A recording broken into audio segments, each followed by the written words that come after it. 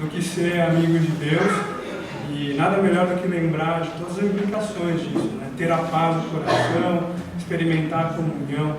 Vou cantar um pouco sobre isso.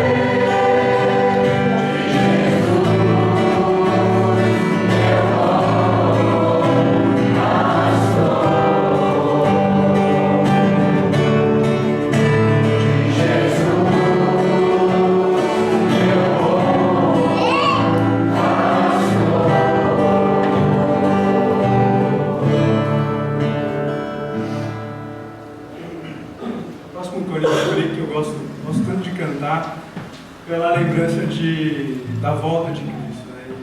E por podermos cantar com vontade, Maranata, Cristo, Filho, Mestre, ó vem, Senhor Jesus. São palavras que trazem esperança para a gente, por isso eu escolhi isso.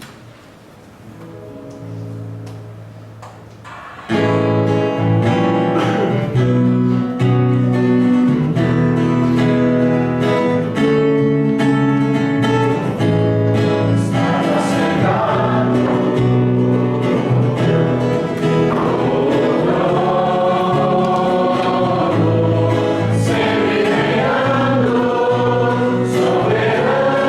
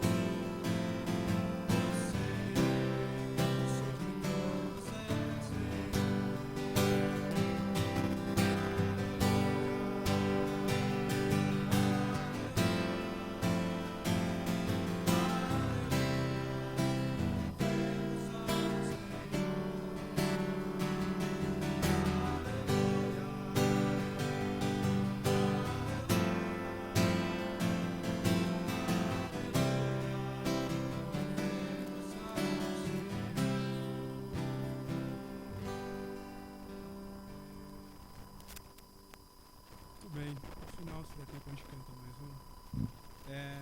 Então agora, as crianças que forem subir para a aula já podem ir. E nós vamos ouvir a palavra do Senhor. E quem a trará para nós é o nosso irmão Marcos, viu? Então, convido ao Marcos que assuma aqui à frente.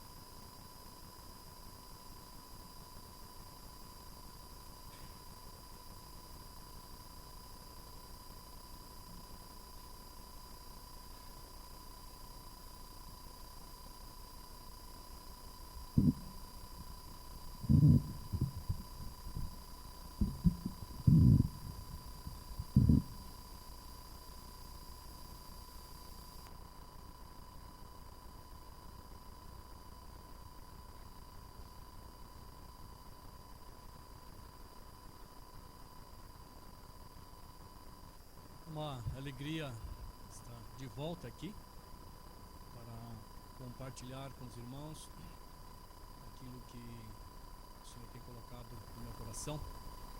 Temos congregado ali em Tietê, os irmãos ali em Tietê, e o costume dos irmãos ali é sempre, quando chegamos, cumprimentar com um abraço bem apertado e com a saudação que o apóstolo Paulo sempre usava. Qual era a saudação que o apóstolo Paulo sempre usava? Graça e paz. Graça e paz. Então, graça e paz. Paz e graça. Que realmente a paz do Senhor Jesus, que excede todo entendimento, e que a sua graça, esteja realmente com cada um de vocês, com cada um de nós. E que isso seja realmente a nossa porção a cada dia. Vamos orar? Pai, obrigado pela oportunidade de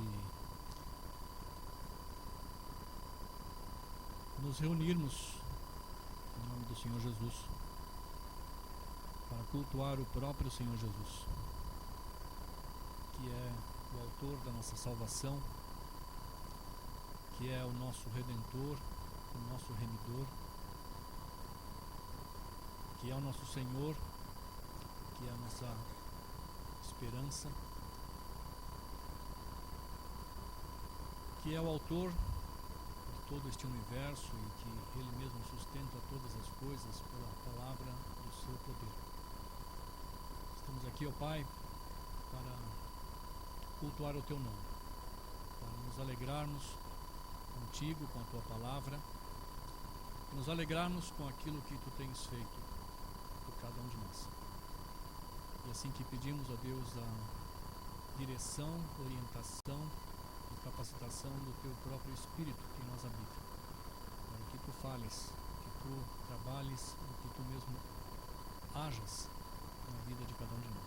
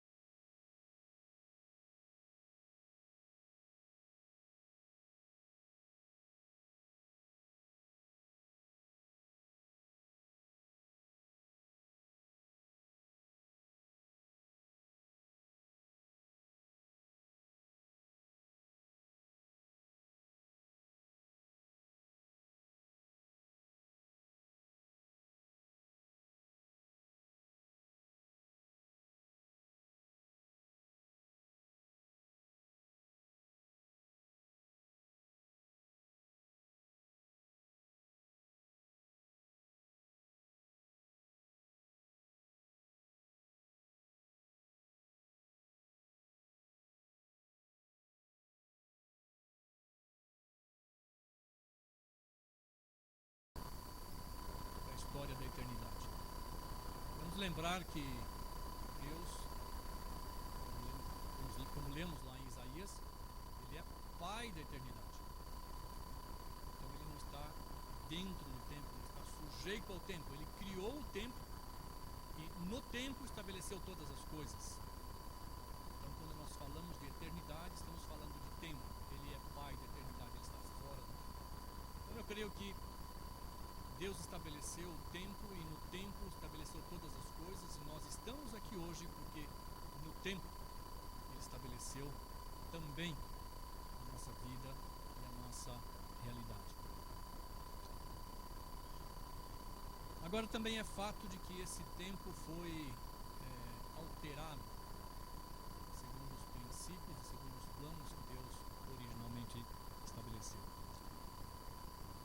E quando lemos esse versículo, se é só para esta vida que esperamos em Cristo, somos de todos os homens os mais dignos de lástima. Isso nos mostra que alguma coisa errada existe nesse processo. Isso nos mostra que alguma coisa não está exatamente dentro do plano estabelecido originalmente. Por que é que temos que esperar alguma coisa além dessa vida? Na realidade, a maioria das pessoas espera estabelecer os seus planos nesta vida, porque é nesta vida que podemos fazer os planos. Mas a Bíblia diz que se a nossa esperança está restrita apenas a esta vida, somos os mais infelizes, os mais dignos de lástima. Então eu quero tratar um pouquinho sobre o tema chamado igreja. Eu creio que igreja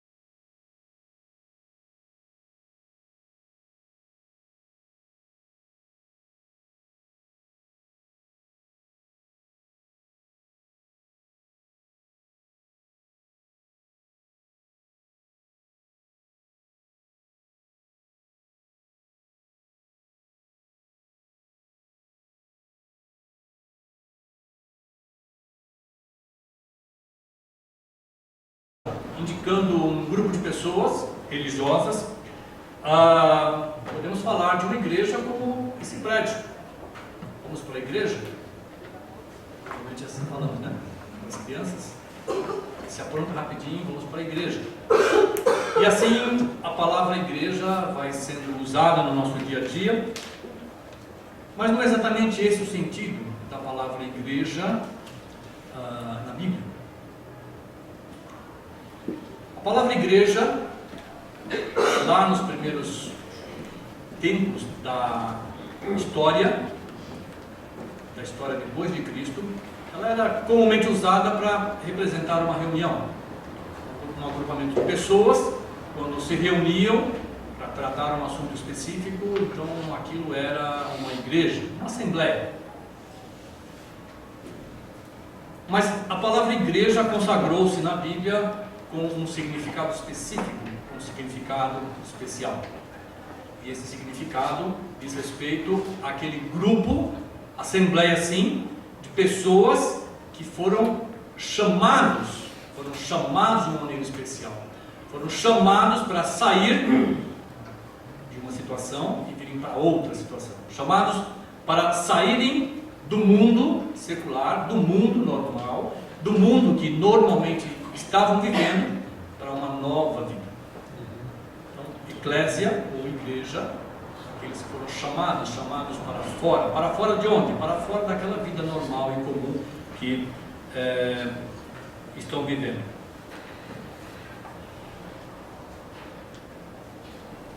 Eu quero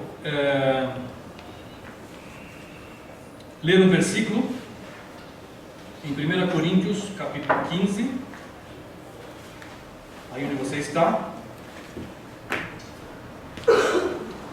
no versículo 20 até o 23. O que é então essa igreja de que a Bíblia fala? Quando ela começou? Quem começou? O que começou? 1 Coríntios capítulo 15, versículo 20. Mas na realidade, Cristo foi ressuscitado dentre os mortos, sendo Ele as primícias dos que dormem.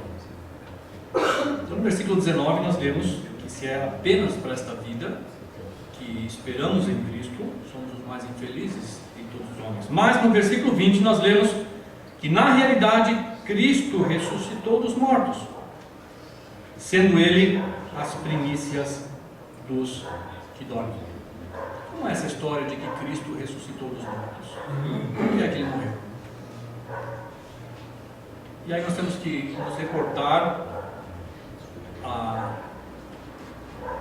história da raça humana que a própria Bíblia apresenta.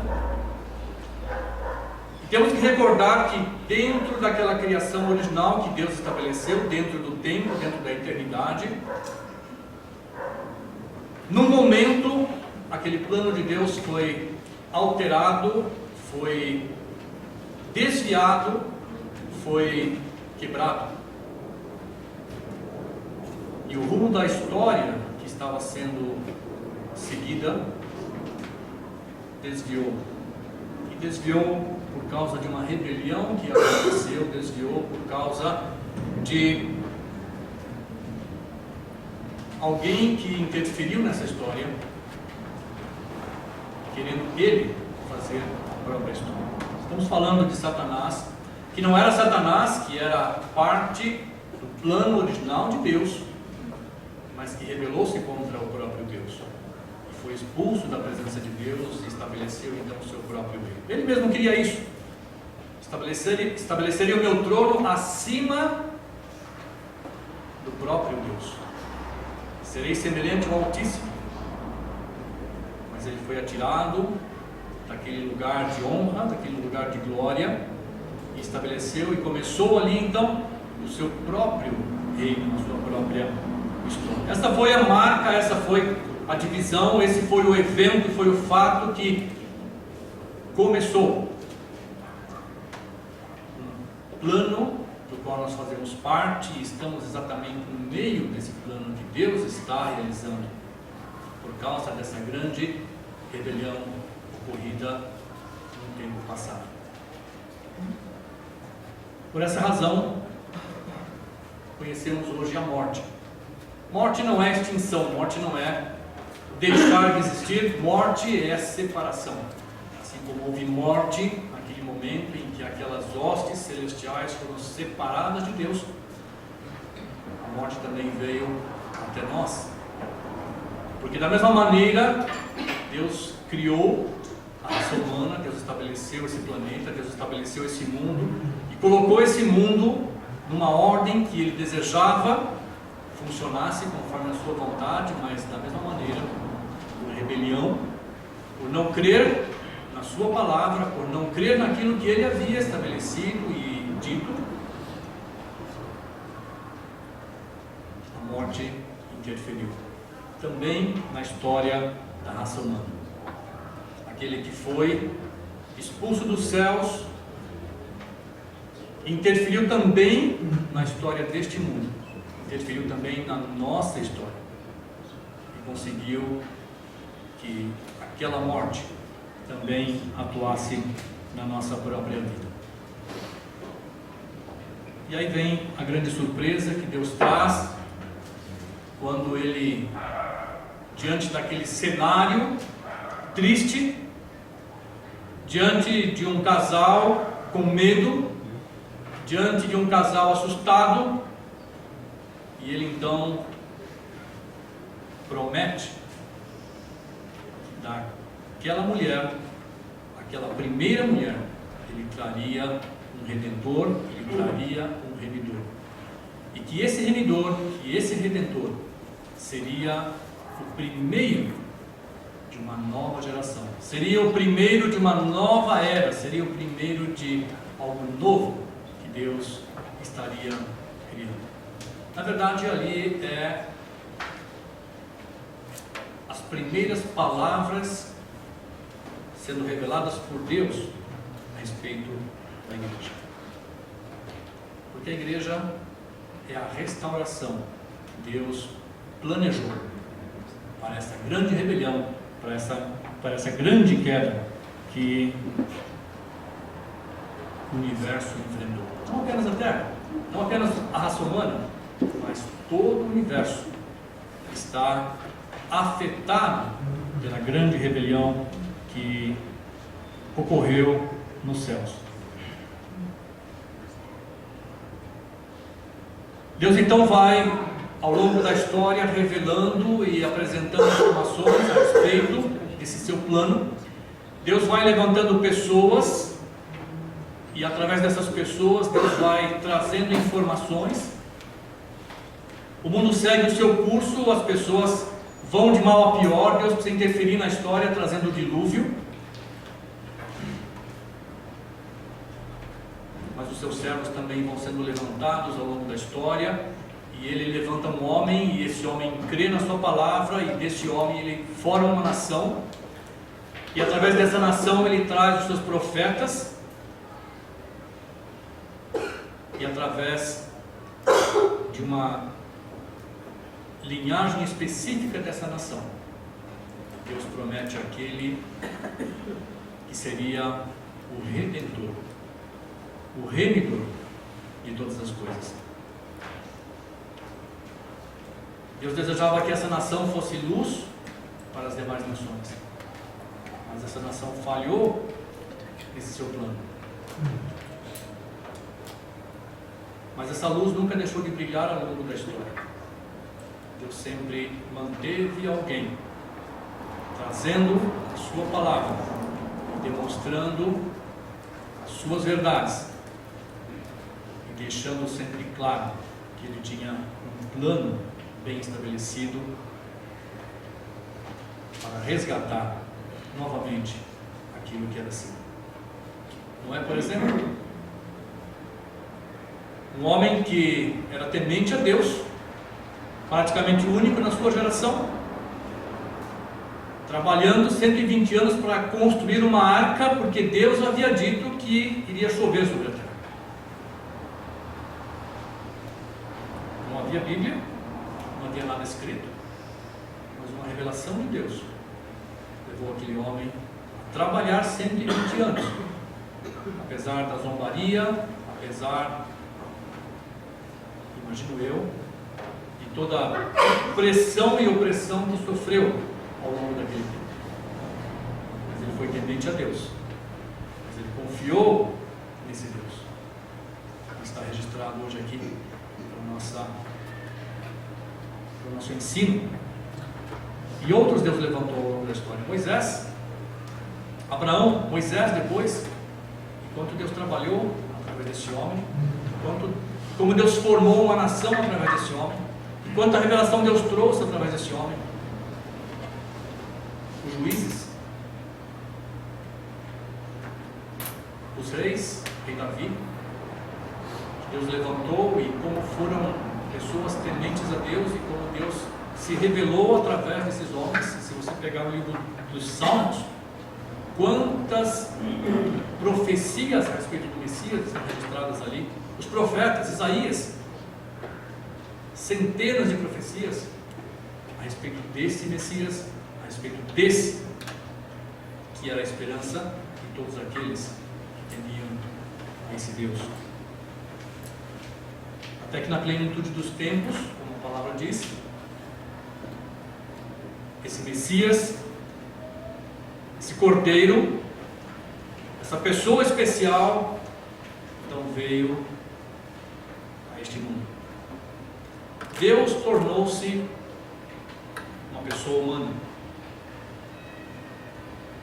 Aquele Messias tão esperado por essa nação veio na forma de um menino que nasceu numa manjedoura e cresceu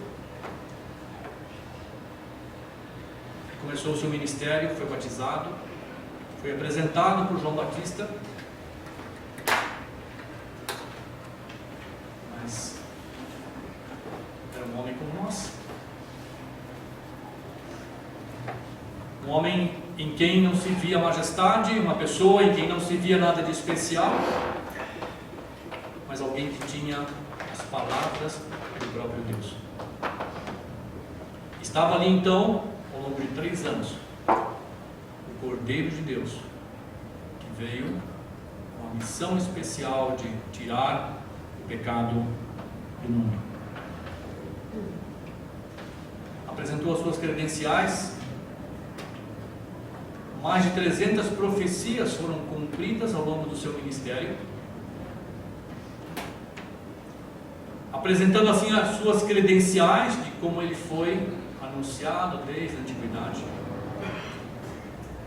apresentando as suas credenciais de que era herdeiro legítimo,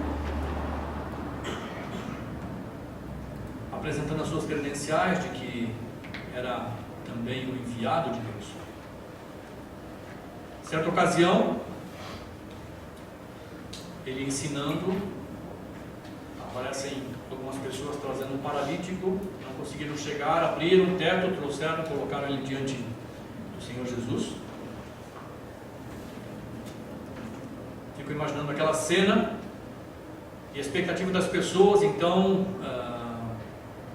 esperando o que é que ele vai fazer. E para a surpresa de todos, o Senhor Jesus olha para aquele homem, o que ele diz? Perdoados estão os seus pecados. Provavelmente estava esperando que ele ia dizer para ele: levanta, toma o seu leito, anda, mas não foi isso que ele disse. Perdoados estão os vossos pecados. E as pessoas se assustam. É que esse homem pode falar uma coisa dessa? Quem pode perdoar pecados a não ser Deus?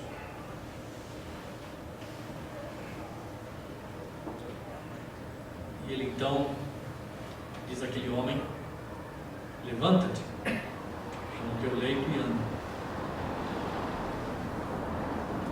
Ele pergunta para aquelas pessoas: o que é mais fácil? Dizer para ele: seus pecados estão perdoados, ou dizer para ele: levanta-te, toma o teu leito e anda? Tanto um quanto o outro, só Deus pode realizar isso.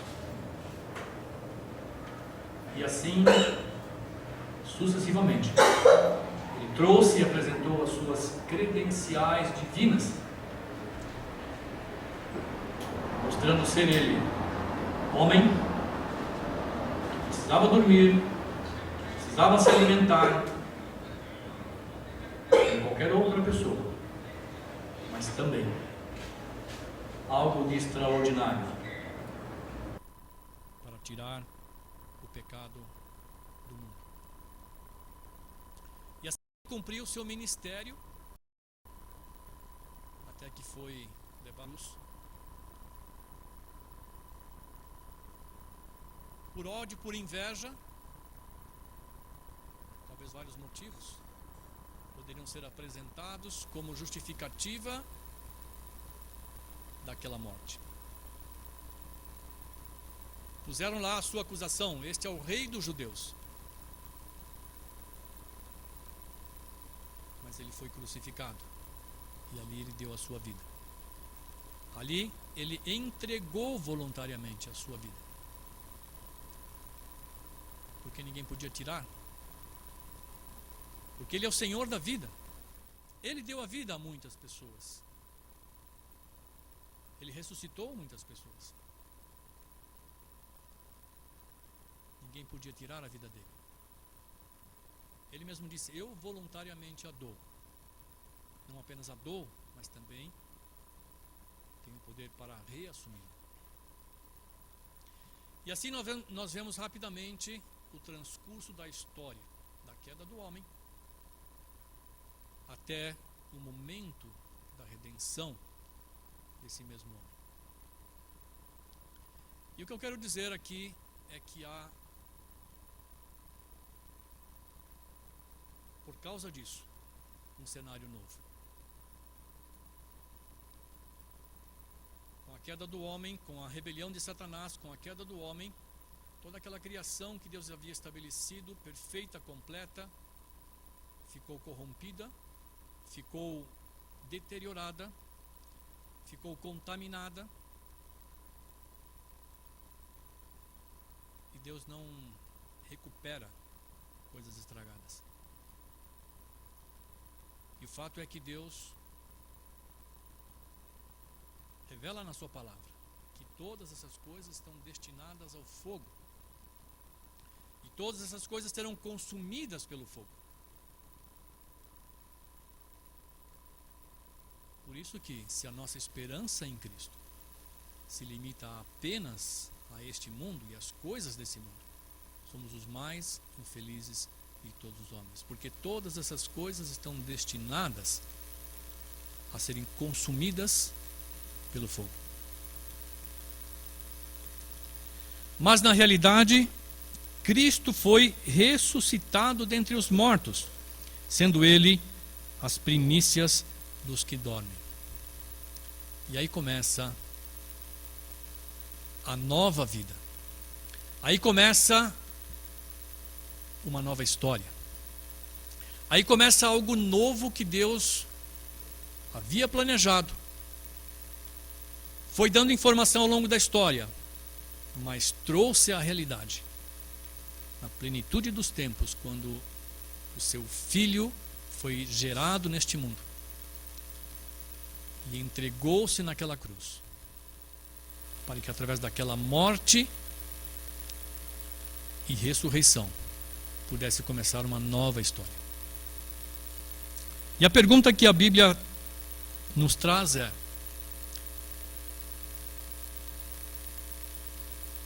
de qual história estamos fazendo parte? E a história da igreja nada mais é do que a história dessa redenção. Por isso que a grande preocupação da palavra de Deus é apresentar a realidade do homem, a nossa realidade, como pessoas naturais. O fato de que em Adão somos pecadores. O fato de que em Adão nos afastamos de Deus, estamos mortos e eternamente separados dele. Mas que em Cristo temos a possibilidade de uma nova vida. Temos a possibilidade de entrar para uma nova história.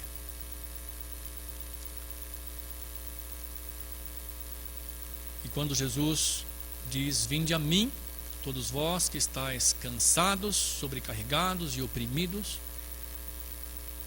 Ele nada mais está fazendo do que convidando a cada um para fazer parte dessa nova história. Por isso que Ele morreu, para apagar a nossa dívida, para anular aquele escrito de dívida que contra nós havia, mas também ressuscitou para declarar a cada um de nós justos, sem defeito, sem pecado, e nos dar o direito e nos dar a oportunidade de sermos participantes dessa nova história. Agora é um exercício de fé. Obviamente que essa nova história está relatado aqui na palavra do próprio Deus. Você tem certeza da sua história. Nós temos certeza da nossa história. Nós temos certeza da nossa vida. Mas a certeza desta nova vida é um exercício de fé. Por isso que a Bíblia diz que sem fé é impossível agradar a Deus. Porque Ele espera que aqueles que dele se aproximem creiam que Ele existe. E que Ele mesmo é o galardoador de todos aqueles que nele creem.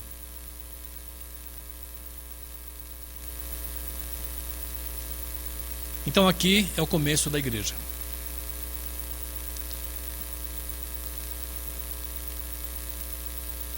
Normalmente ensinamos, né?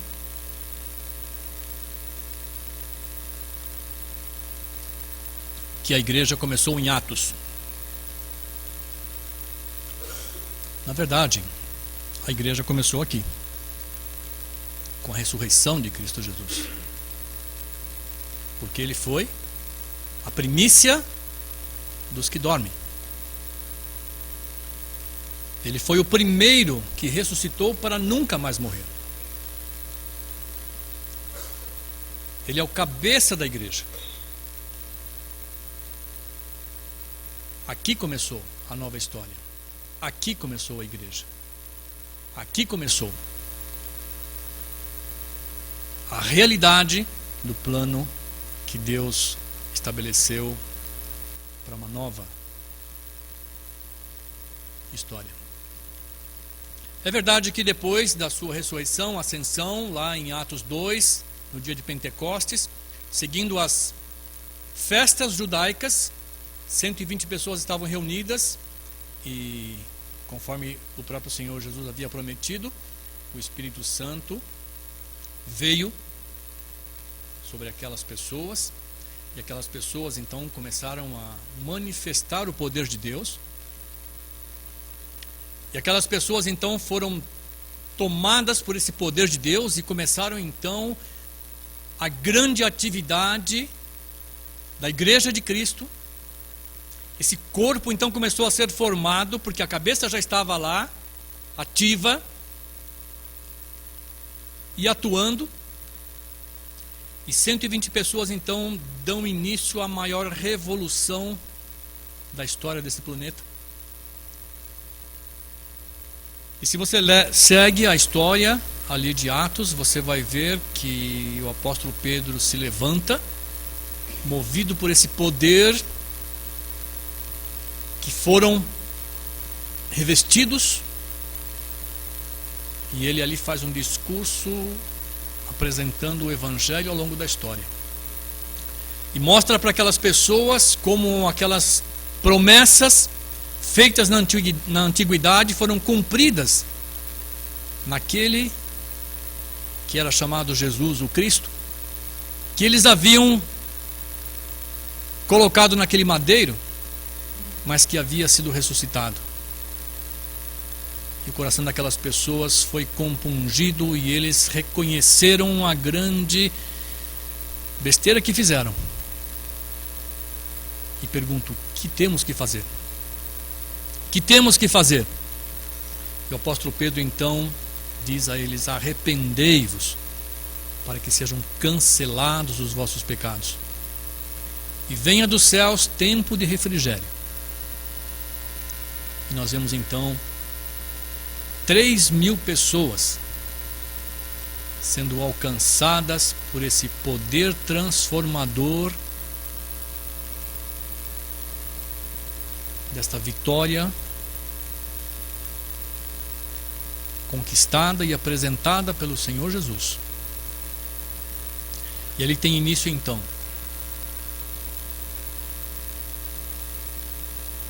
um novo povo. Ali tem início então uma nova história.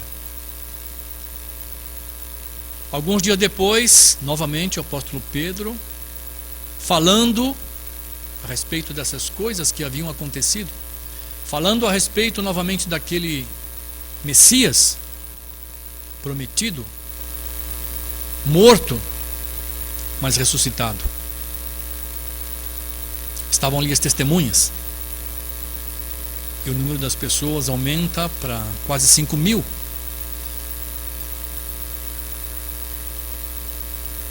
Um ressuscitado. 120. 3.000. 5.000. No espaço de poucos anos, a igreja já estava ali, formada, ou sendo formada. Os primeiros membros. Mas não podia ficar ali parado. Deus então manda uma perseguição e aquelas pessoas são todas esparramadas e elas vão proclamando esse evangelho, esse poder de Deus.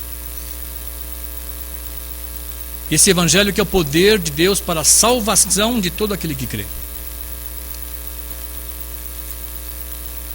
E a igreja então vai sendo ampliada, as pessoas vão sendo alcançadas e as pessoas vão recebendo a informação dessa nova história e vão sendo convidadas a ter parte nessa nova história. E o Senhor Jesus então vai sendo glorificado na vida daquelas pessoas, e o Senhor Jesus então vai sendo anunciado através da vida e do ministério e da boca daquelas pessoas. E essa igreja então vai sendo formada ao longo da história. Foi perseguida. Esta palavra foi perseguida. Muitos levantes ocorreram ao longo da história contra o povo de Deus. Não só confrontações, mas também as desvirtuações que começaram a acontecer ao longo da história.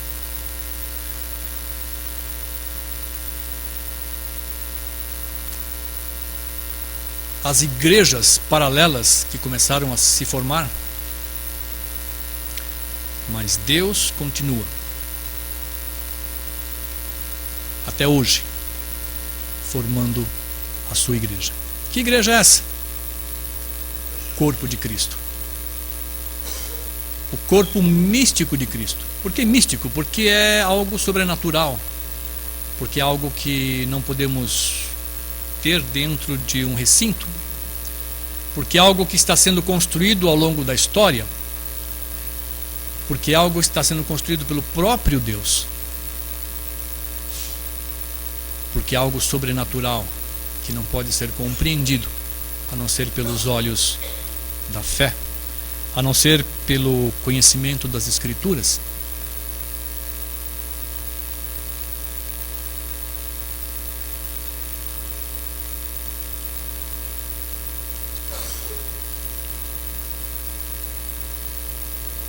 Primeira Coríntios capítulo 12.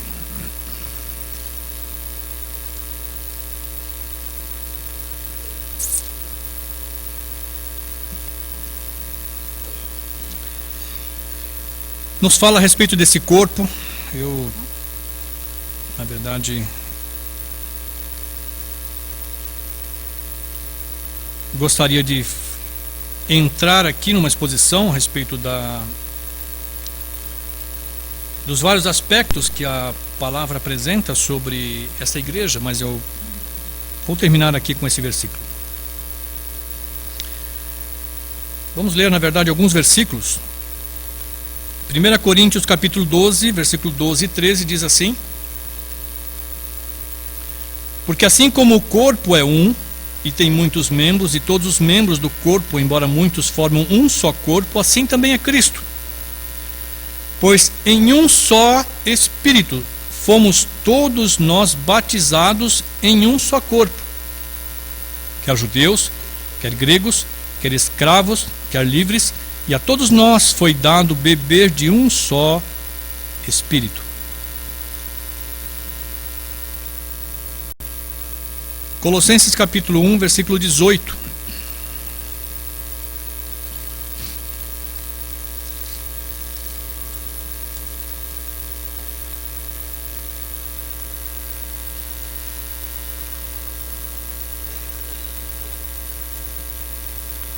Também ele, Cristo, é a cabeça do corpo. Esse corpo é a igreja. Ele é o princípio, o primogênito dentre os mortos, para que em tudo tenha a preeminência. Efésios capítulo 1, versículo 22.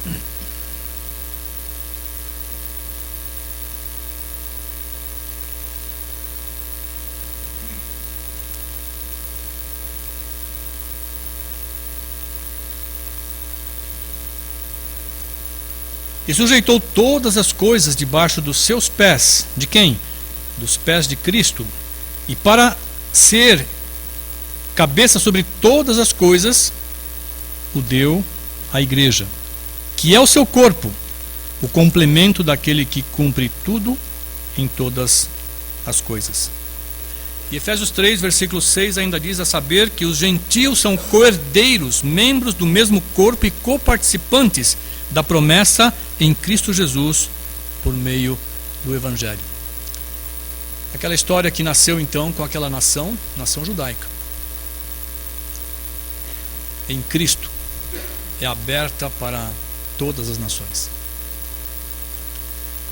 Aquela nação que era para ser luz para todas as nações, mas falhou no seu ministério. Esse ministério agora é cumprido plenamente na pessoa de Cristo Jesus. E essa luz é estendida então agora a todas as nações. E aquele mistério que o apóstolo Paulo fala que estava oculto no passado, então agora é revelado. Porque Deus não tinha pessoas especiais, mas Deus tinha sim um plano especial, para que através desse plano pudesse alcançar aquele povo, o seu próprio povo, o povo judeu, aquele povo que o crucificou,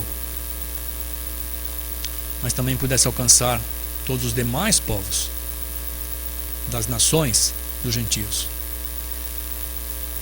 E dessas pessoas todas então começaram a formar este novo corpo, chamado igreja. Haverá o tempo em que essa igreja estará completa.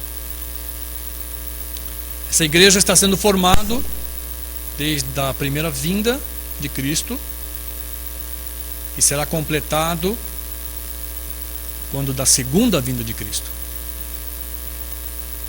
E essa igreja então será arrebatada, essa igreja então será levada para estar junto com o seu Senhor. Deus vai completar a história desse planeta.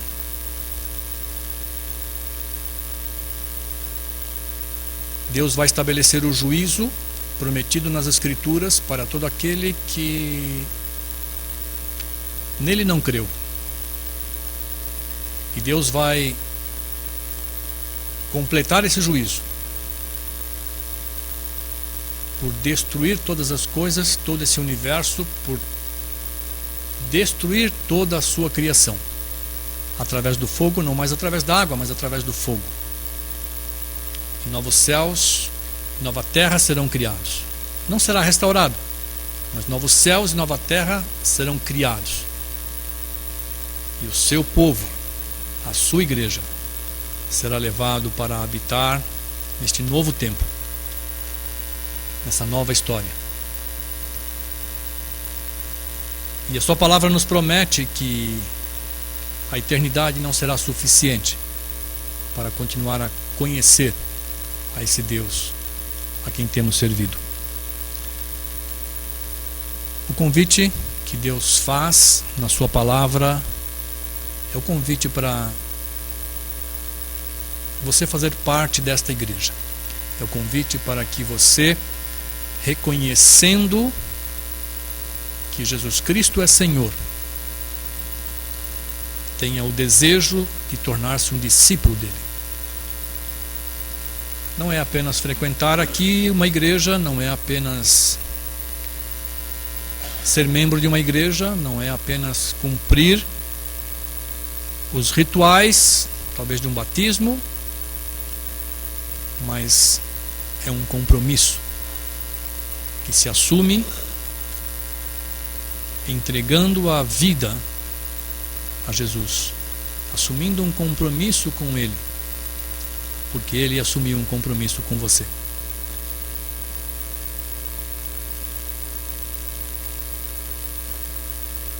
O convite é para que você faça uma decisão ao lado de Cristo Jesus. O convite é para que você faça parte da igreja, corpo de Cristo. O convite é para que você faça parte de uma nova história. Se você tem uma Bíblia, procure conhecer mais a respeito dos planos que Deus tem estabelecido, lendo a sua Bíblia, conhecendo a sua Bíblia. Se você precisa de ajuda, peça ajuda, talvez ao seu colega, à sua colega, aquele que está mais próximo de você, com quem você tem mais liberdade, para que você tenha o discernimento necessário para tomar uma posição ao lado de Cristo Jesus e fazer realmente parte, não desta igreja, mas da igreja que está sendo formado pelo próprio Deus, dos quais muitos aqui estão. Que o Senhor Jesus te dê então esse discernimento e dê a você então essa capacidade de compreender a sua palavra. Amém.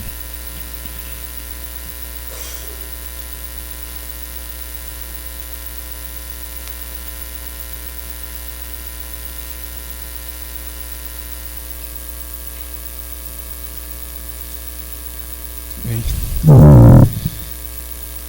estamos encerrando então nosso culto. Eu agradeço ao Marcos pela palavra trazida a nós. Só queria deixar com vocês um reforço da nossa agenda. Fiquem de olho no boletim que vocês têm. E lembrem-se de que domingo que vem, à noite, nós vamos ter 2 estudos do nosso irmão Gavin. Ele vai estar com a gente aqui às 6 e às 7 da noite, certo? Lembrem-se disso. Compareçam para ver e ouvir o que nosso irmão tem a dizer. Eu pensei em um hino para terminar. O Marcos falou sobre uma obra gloriosa. E ela foi realizada por um homem glorioso. E o hino que eu pensei para terminarmos e cantarmos juntos fala sobre esse homem glorioso e sobre a obra gloriosa que ele realizou. É o hino de número 546. Então eu queria que cantássemos juntos para encerrar. E tendo cantado, eu peço para o Felipe encerrar com uma oração. Bom, então vamos cantar juntos 546.